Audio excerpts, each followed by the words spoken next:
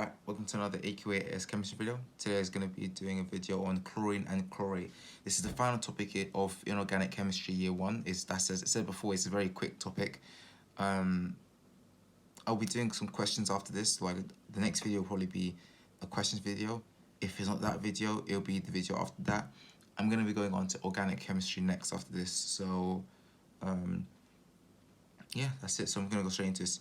Generally a quite quick topic. This topic generally comes up. This topic does come up in exams, but if you know the equation, and you kind of like you know the reactions, there's very little to know about this topic. Usually, just they want you mainly to know the equation and know the different equations for different conditions, and but not too many. And know what these reactions produce, the uses of the products. We'll go through that now. So, reactions of chlorine. Chlorine reacts with water in different ways depending on the condition. The different products have some practical uses. So with water, the equation for this reaction is CO2 plus H2O, and that goes to form HCl plus HClO. But obviously we know that HCl is a strong acid, and HClO is I don't know if it's a strong base. I think it's quite a strong base.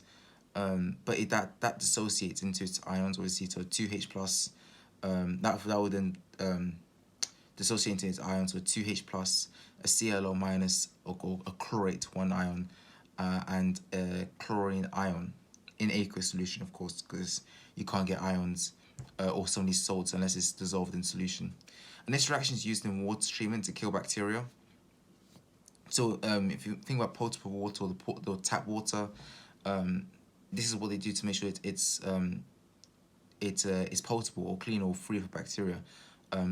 The chlorine, you don't need to know how it does it, but all you need to just know is that treating water with chlorine in small concentrations is a good way of killing bacteria in water. Make sure to say in small. That's a thing that they always ask. Make sure that you want to say in the mark scheme. They always want you to say small concentration of chlorine, and one of the benefits of being a small concentration, because if it's a small concentration, because generally chlorine is quite toxic to humans, but in small concentrations, the benefit outweighs the risk, the benefit outweighs the risk, or benefit outweighs the downside. I only say these things because I've seen this written in the exam. Just you saying the word that benefit outweighs the downside and is worth the risk because it's a small concentration of chlorine, and that small concentration of chlorine is enough to kill bacteria. So even though chlorine generally is toxic, in small concentrations, it's effective by killing bacteria. So this reaction is used to kill bacteria, and with water in sunlight, so that's one reaction, right? But with water in sunlight, there's a separate reaction. The same reaction happens. It's the same reaction, but in sunlight, a further reaction can happen. And in sunlight, the chlorate 1 ion produced or decompose to produce hydrochloric acid and oxygen. The equation is shown below. 2HClO goes to form 2HCl plus O2. So the overall equation would be going from 2CO2 and 2H2O to form that, essentially HCl and HClO, but then going to form 4HCl and O2. So you basically, this part of the reaction is the same, but you have this additional step as well. So the overall equation, go from here to here, will just be this: 2CO2 plus H2O. Sorry, to go from here to here, it'll be just the one straight reaction here. So 2CO2 plus 2H2O goes from 4HCl plus O2. That's the overall equation, but obviously we know there's another step in between that. So yeah, as I said, it's kind of summarizing this part now. The two equations you need to solve. CO2, we've already established now that CO2, gas obviously, plus H2O liquid. It's a reversible reaction, so you would form HClO, now be in aqueous conditions, plus HCl. Obviously that would be in aqueous conditions as well. and that's just the normal reaction. But in sunlight, the reason why in sunlight it's a bit different is actually remember you got what's the difference with sunlight, right? Sunlight you have a UV light, and that UV light is what it's doing is causing a free radical. It's that UV light is enough to, I should be like this, for free radical substitution, right? And that's literally all that's happening. That's why it's a bit of a different reaction. You're splitting chlorine here, and it's slightly a free radical substitution reaction. But don't get into too much depth. But you just need to understand that within sunlight, the reaction is different. And if they ever ask something, they ever really ask. If they ever ask, it's just because the UV light can split the diatomic chlorine into two chlorine radicals. But the actual equation is, as we know, or as you've just said, it would be, so CO2 plus water, you are forming HCO and O2. How do I balance that?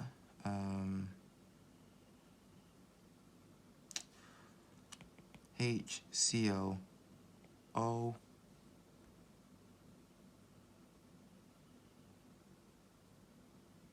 yes, HCO, O, 2, 2, 1, 1, 1, 2. That needs to be doubled.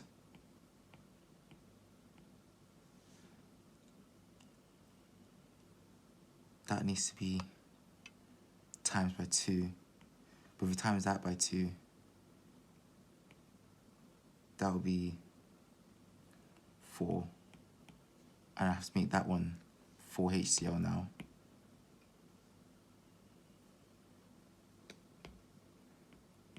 And if that's a 4, 4, 4, make this a 2, 4, 4, 4, 2, not the formation. Yeah, so that's it. So 2Cl2, so in sunlight, so in darkness or non-sunlight, I guess, Cl2 plus H2O goes to form HClO plus HCl. And this HClO is the one that's effective at obviously killing bacteria. HCl as well, but it's this chlorate ion, or this HClO, as I said before, as I showed you before, would dissociate, right? This HClO.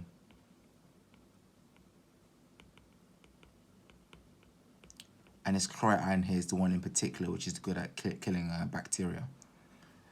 Right, and but in sunlight, this is kind of, we don't actually want to form too much of this of HCl.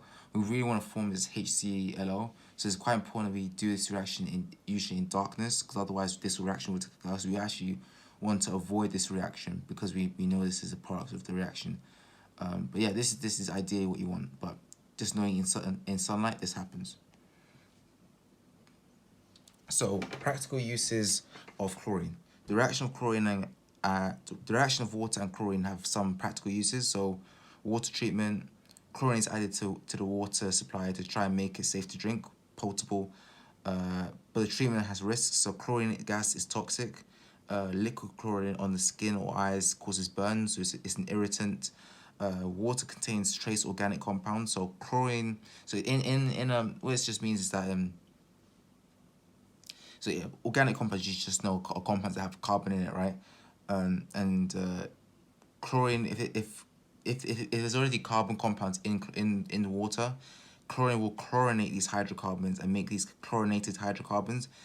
Chlorinated hydrocarbons are carcinogenic, so that's one of the so if you ever see anything online that says tap water gives you cancer, also don't be careful what you read online about. But this is kind of where they've got that basis on. But you have to remember, you have to take into consideration that these are all true, these are all risks, but to limit this risk is worth it overall, because the concentration of chlorine that we're adding is very, very low, very, very low, to the point that it's actually statistically proven to be quite unlikely to cause that these risks would would take part on humans basically, who use the tap water obviously. But the benefits of water treatment is that water treatment kills harmful bacteria. The increased cancer risk is small, but preventing a cholera epidemic would kill thousands. So we're preventing a cholera epidemic essentially because we're killing the bacteria in the water. So that's one of the things we could say. Some people complain about this forced mass medication, but this prevents thousands of deaths every year, and on balance, it's good for society. Yeah, I know people maybe look at this and say, why do I have to look at the ethics and behind why it's important? Because you might get a 6-marker, right? You might get a 6-mark question where they ask you describe the benefits or not with why you'd want to. They usually ask you a question like write the equation. They'll ask a question saying write the equation for chlorine reacting with water normally, right? And then you have to write down the equation, and then they'll say write the equation and then explain why it's used, explain or justify the use of chlorine in your water, or something along those lines, right?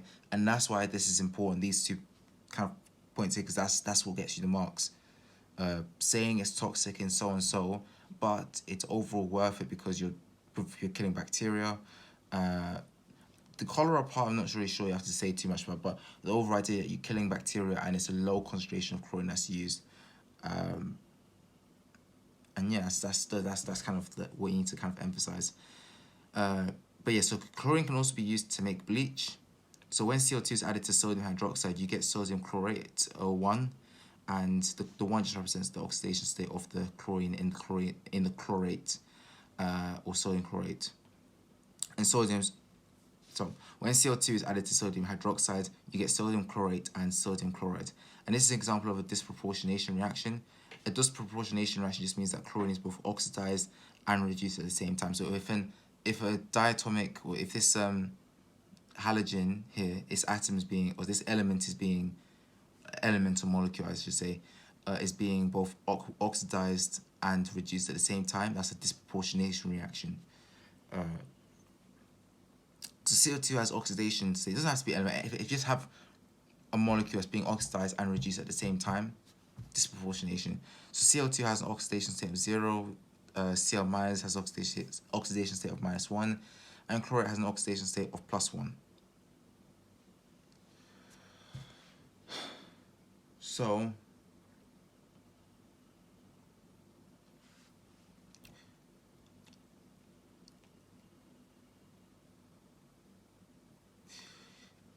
what was I gonna go was? Yes, sorry, I forgot. I need to see the chlorination impulse. So chlorine. So this is used in pools, right? Yes, it's used in pools. So we need to kind of bleach pools in a way. I say the actual bleaching compound, right, is the NaClO, or sodium chlorate, right, and that's, you add it to water in small concentrations, and you form HClO, which is a compound that's used to kill bacteria. So you can either use bleach to kill bacteria, or there's a reaction where you can react the CO2 with sodium hydroxide to form bleach.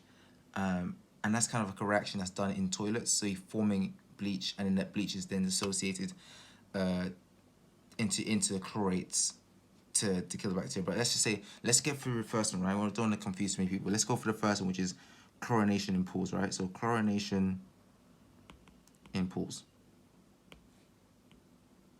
Handwriting is terrible.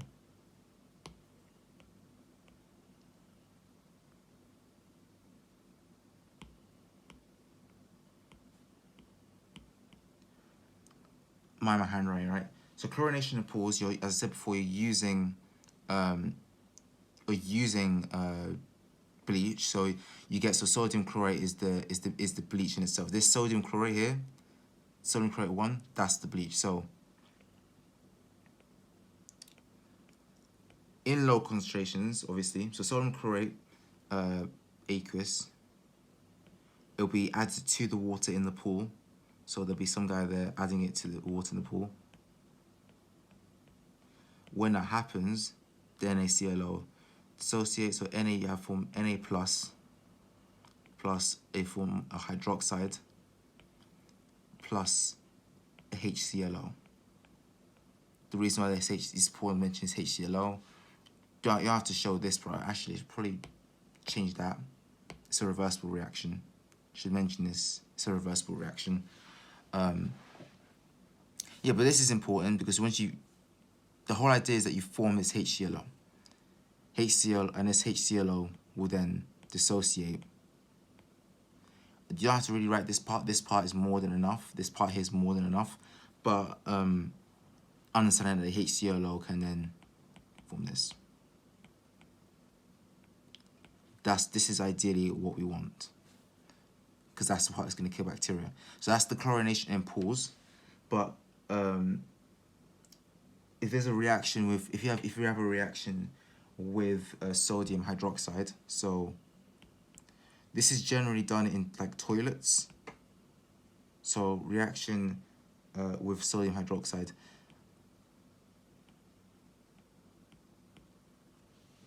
Or this is usually to make the bleach, but sometimes there's certain reactions that you can add it into water and it forms bleach in the reaction in the setting that you have it, and then you don't need to extract the bleach. You can just have it there and let the bleach dissociate right there as it is.